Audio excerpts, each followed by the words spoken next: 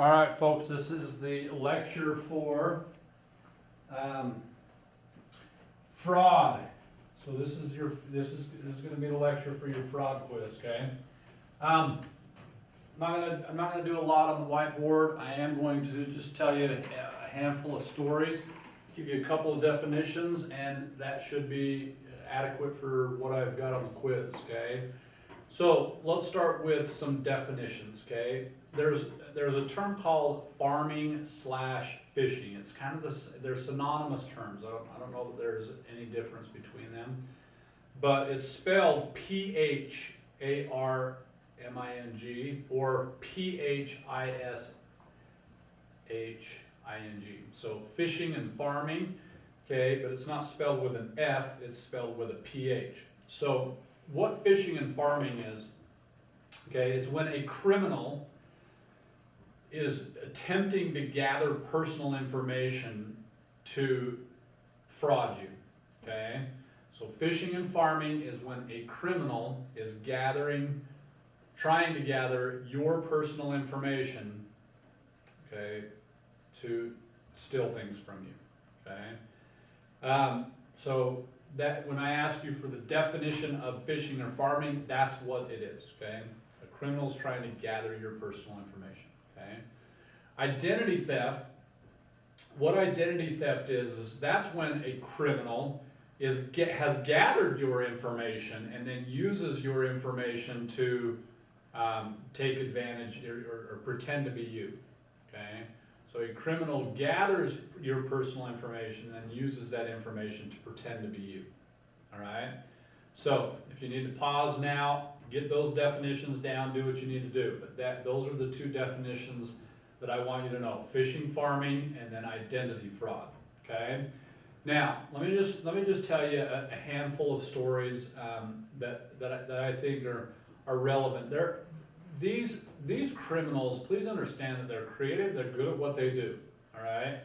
And so you need to be aware of it. So I'm gonna tell you a handful of stories, and then you know, on the quiz I actually ask you to give me a few examples of different stories, and you can reference any one of these stories that I'm about to tell you. Okay, let's first talk about kind of how they'll try to get your personal information. Okay, you may get an email, and that email may say, "Hey, this is the IRS, all right, and there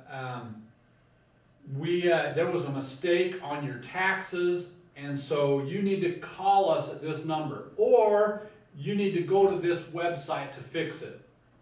And if you call that number, they're going to say, "Okay, we need your social security number, we need your birthday, we need this, and they're going to try to gather as much personal information about you as they can. It's not the IRS, it's criminals trying to gather that information from you, okay?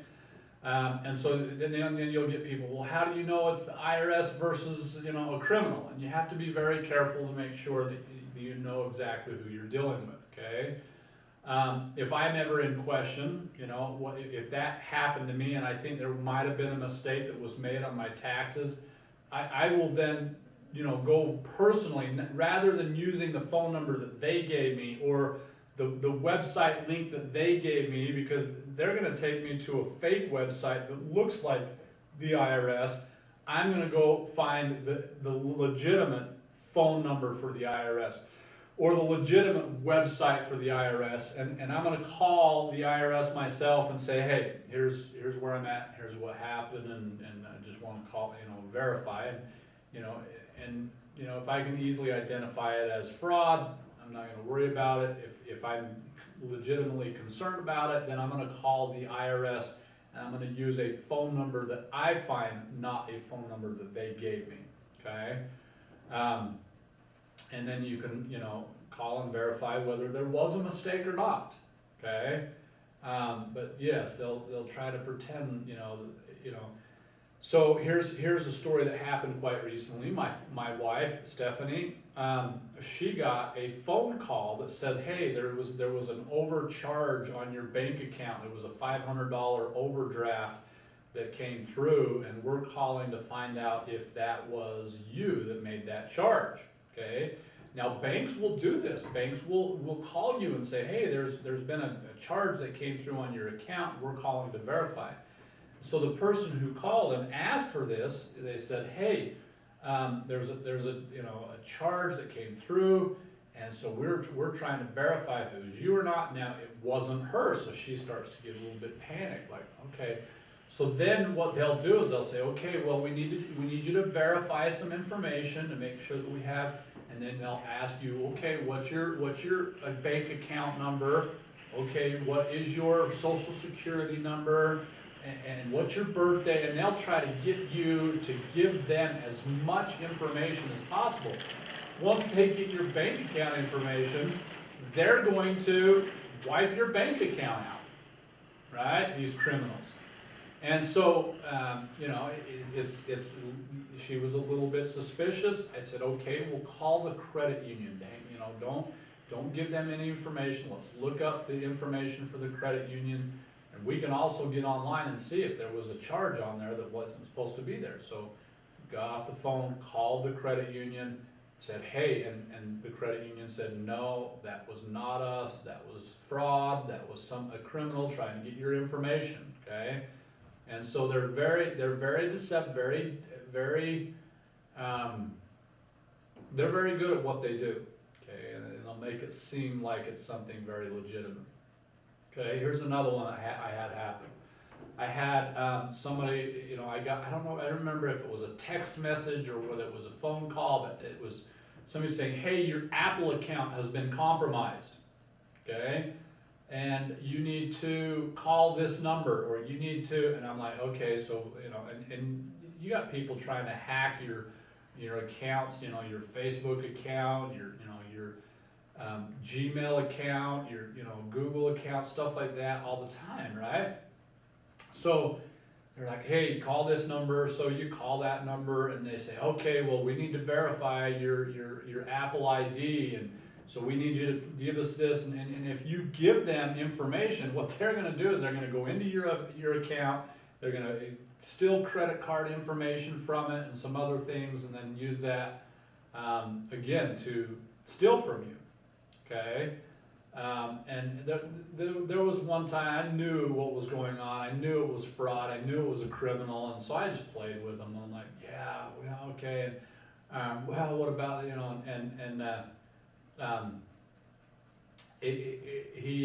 was, can you sit down? And I basically was in a situation where I wasn't doing anything.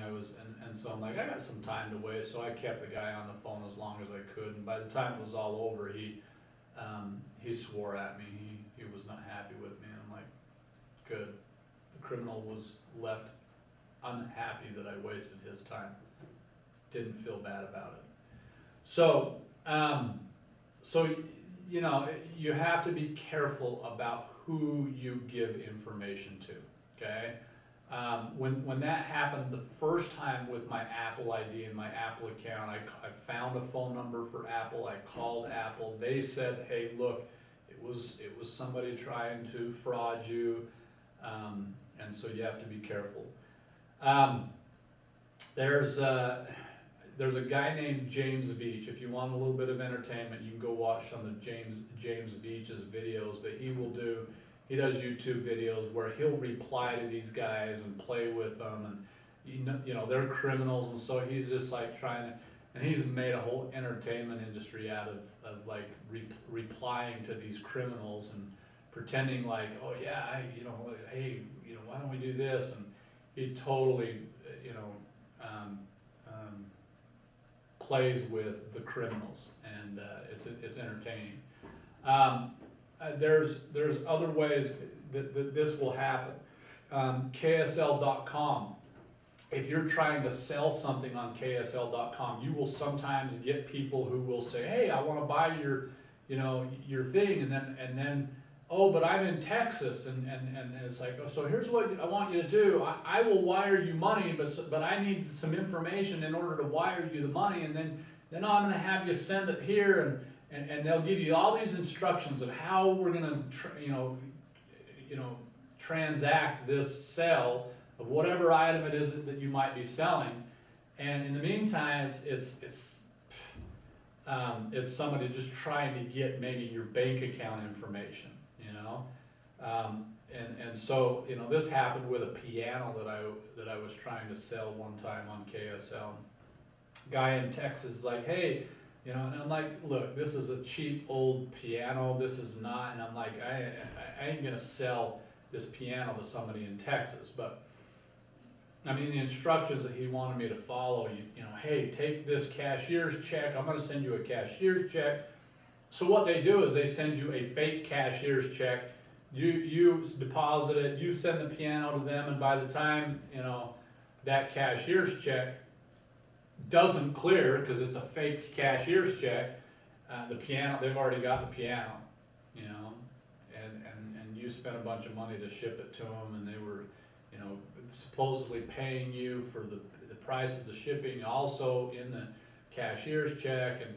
And another thing that they'll try to do is, hey, I'll wire you the money, so why don't you, you know, I need this and this information to be able to wire the money to you, and you start giving them personal information, you know, and you don't want to do that.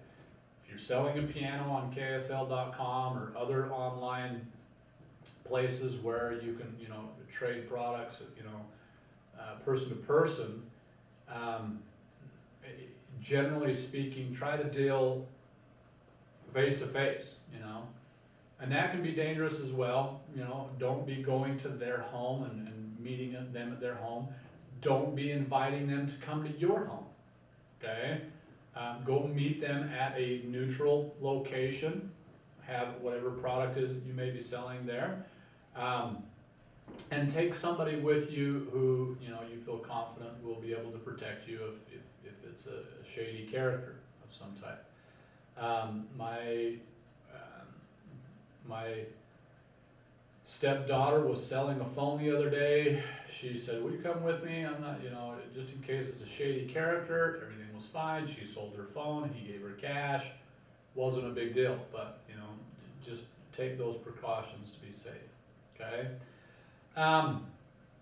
You'll get emails saying, hey, I'm the Prince of Morocco, and I have an account that's in America, and I need an American citizen to help me get my money from this account.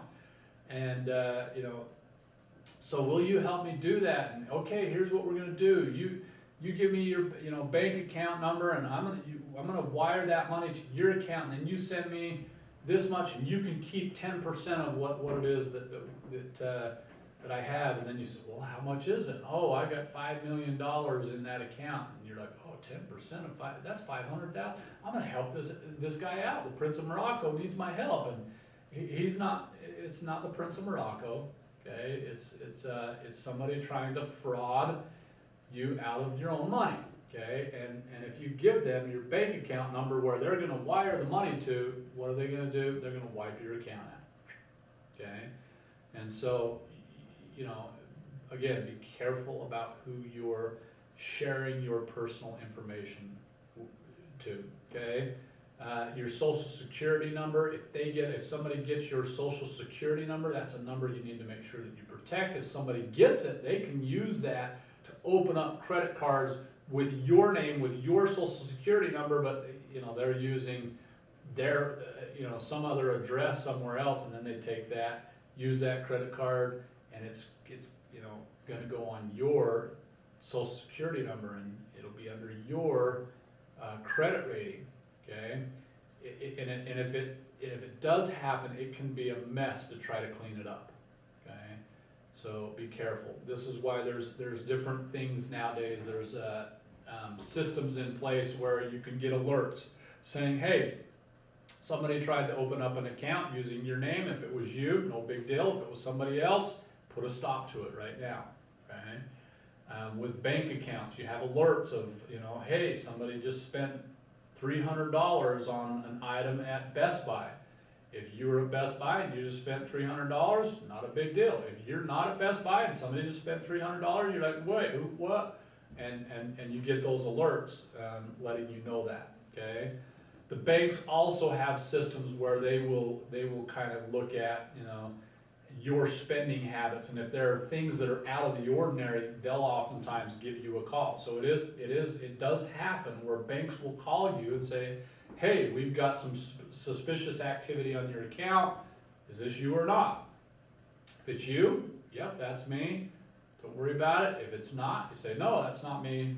You know, if you go out of state for a week, you'll want to let, you know, if you plan to use a certain card, let your bank know, hey, I'm going out of state for a week, I'm going to be here, I'm going to be spending money on this card, and then that way they can make a note. Because if they start seeing a bunch of charges showing up in New York City, and your spending habits have been in Utah County, they may freeze your card until they can verify that that's actually you spending that money.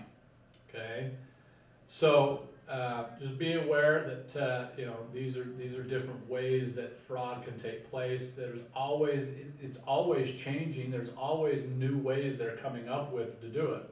Okay, and so you just have to be very careful to know what it is they do, how they do it. Make sure that if there's personal information that you're disseminating, that you know who you're giving it to, and that it's somebody that you want to be giving it to. Okay, so thanks for joining me. Be rich.